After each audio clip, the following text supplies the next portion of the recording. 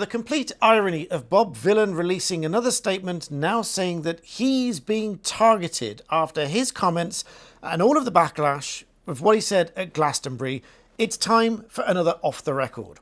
So let's have a few frank conversations here. Personally, I think people are not just upset about what he said, more that there are other people in prison for what they said, and people just can't reconcile that. So for the avoidance of doubt, I cannot comment on the criminality or otherwise of what Bob Villan said because there's a live police investigation, so I'll say no more about that. But what I can talk about in this video is free speech generally. And as a barrister and someone who here, black belt barrister, off the record, please do subscribe, you'll get my open views on this thing. Now, on the one hand, we should either prosecute everything sort of evenly and fairly, or we shouldn't prosecute them at all. Now, as you know, hopefully, I'm an advocate of free speech. I think that within the upper echelons of the really severe stuff, we shouldn't be prosecuting it. Now, if you want my personal opinion, looking back at the kneecap comments, which I can comment on without any risk of contempt of court because they've decided there's no further action, when they said, and I quote, "The only good Tory is a dead Tory," followed with "kill your local MP." To me, that's direct incitement to murder. That's really bad, and we shouldn't accept that as a society. That's not what free speech is for. Free speech is to say what you think, what your views are, but directly inciting somebody like that to kill your local MP, that's horrendous. And how can they decide not to prosecute that? Whilst we have Lucy sitting in prison for what she said, which I maintain the view that she couldn't really have genuinely wanted people to go and set fire to those houses with people in it.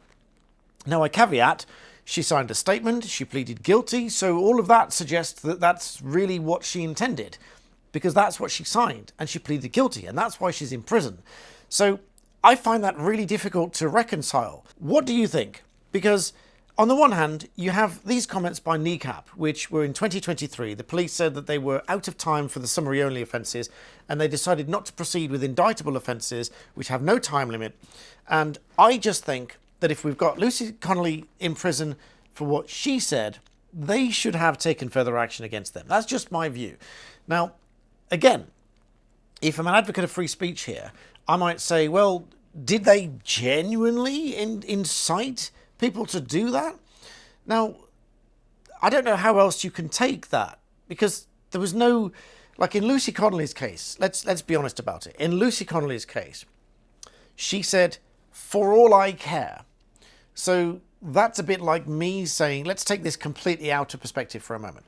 Let's say we're talking about someone getting fat. Sorry to be blunt, but let's say someone is on the road to getting overweight, and they're getting overweight because they eat cakes every day. And, you know, one cake doesn't make you fat and one salad doesn't make you slim.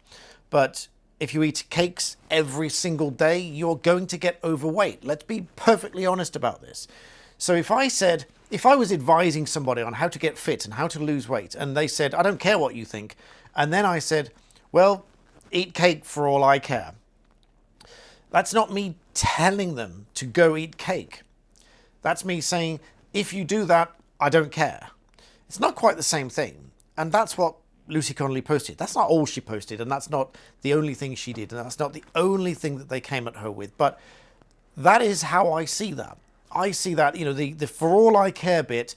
I think if she'd have pleaded not guilty and that have gone to trial, and if I don't do much criminal work, the little bit of criminal work I did was long ago, but if I were defending in a case like that, I would be saying to the jury, members of the jury, this phrase, "for all I care," whilst we can't have a get out of jail free card just by adding one little slogan, that is absolutely critical to the totality of what she said in that tweet. Therefore, there is at the very least a reasonable doubt that she genuinely incited or intended to incite anybody to do that thing. And let me know what you think in the comments to that. Now, coming back to Bob Villan, he's put a statement out here to say, We are being targeted for speaking up. We are not the first. We will not be the last. And if you care about the sanctity of human life and freedom of speech, we urge you to speak up too. That's what he said. Now, I cannot comment on what they've said specifically because there's a live investigation, so I'm not going to comment specifically about that. But generally speaking, if somebody makes a public statement like that, you really have to decide at what point do we cross that threshold that it is most definitely inciting somebody to violence or something else that has crossed that criminal threshold. That is a really tough one because that is then the balancing act with free speech. And those are the competing arguments. Do we prosecute everybody for saying something online that someone is offended by? And where do we draw that line? Let's say we're talking about the trans identity discussion, debate, especially after the Supreme Court decision, which said woman means biological woman in the Equality Act. It always has. It was never ambiguous. It would be absurd to say that a man could be a lesbian or a man could give birth or whatever. And it would be absurd for a man to be going into a female's hostel for rape crisis centres and things like that. So woman means biological woman in the Equality Act, and it always has. Now, it is also a protected philosophical belief after the Forstater case, Meyer Forstater, and if I were to espouse a view that men cannot change sex and men cannot become women, that is just a view. But if that upsets somebody and they make complaints about that, and I know many barristers against whom complaints have been lodged with the regulator, the Bar Standards Board, they've lodged complaints that these barristers have just given a view that sex is immutable and you cannot, in fact, change sex from man to woman or vice versa. And similarly, that sex is binary and you are born male or female. And if you are not born male or female, then you are intersex or there is some sort of a genetic anomaly that makes it somewhat obscure. But you are either one or the other or intersex. And I'm not a geneticist and I don't fully understand all of that. But what we do know from scientists is that you cannot change from male to female. And where the law protects men and women, and with most of the discussions, predominantly women for women's space and women's dignity, the law protects that, and it is absolutely clear. We've had all sorts of discussions where even some lawyers are trying to argue that there's a little bit of obscurity and ambiguity here, and it's difficult to understand this Supreme Court judgment. I don't think it is. I don't think it's difficult to understand that. I think it's actually quite clear. If it is a woman's space, it's a woman's space based on biology, and that is it. But coming back to the point on free speech, if I were to espouse that view and someone gets upset about it, at what point does that then become criminal? That is a really high bar.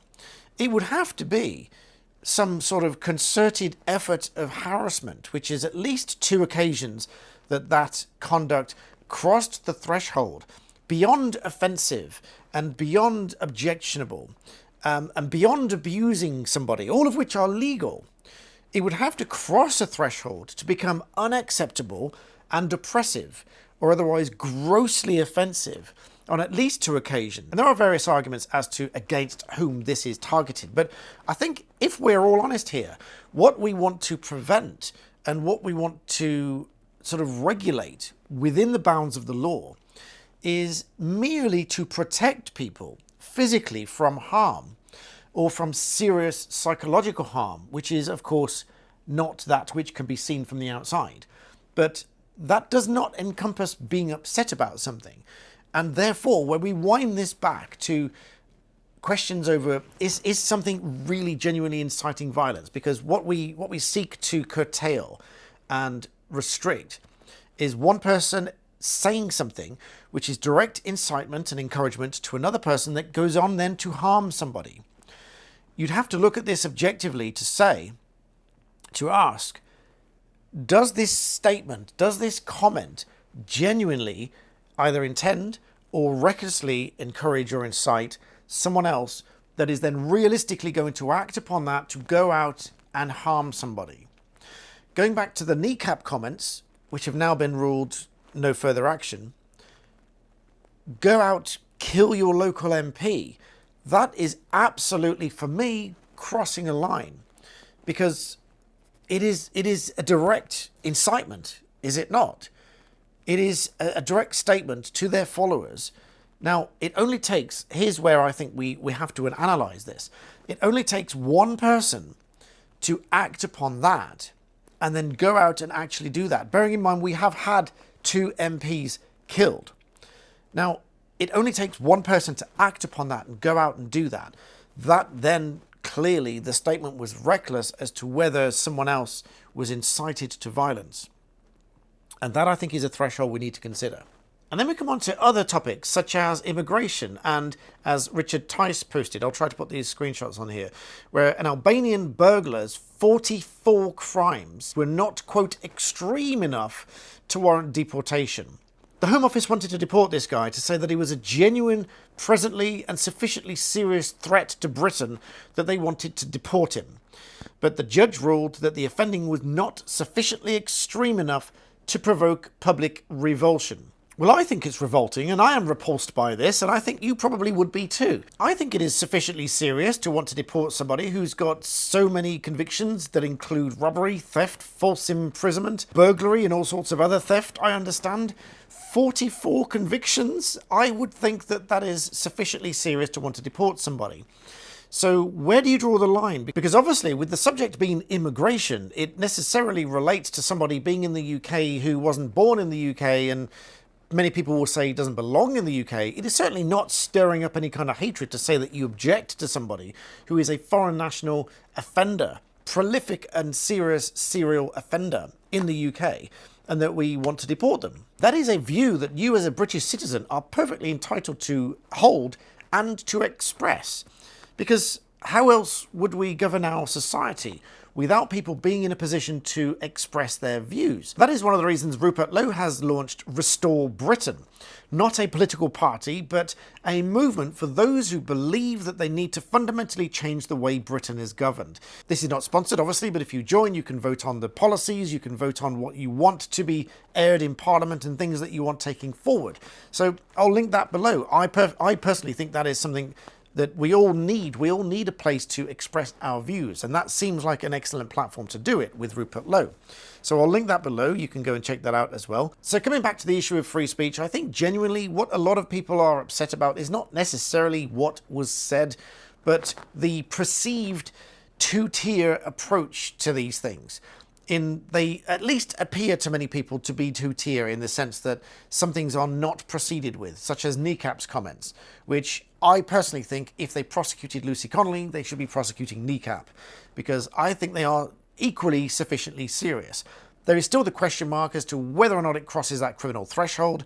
That is obviously not for me to decide.